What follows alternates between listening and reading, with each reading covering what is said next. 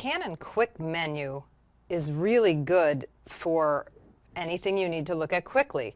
First, make sure your camera's turned on and press your shutter button slightly, and that'll wake up your camera, and then hit that Q button. See my thumb right here? Hit the Q button, and you're going to come up with the quick menu. From here you can change your shutter speed, your aperture, your ISO. You can look at your meter, your exposure compensation on your flash, your white balance, all kinds of good things in here. Your focusing mode, drive modes, all kinds of things, metering mode, all right here. Changing your focus points, everything's right here in the quick menu.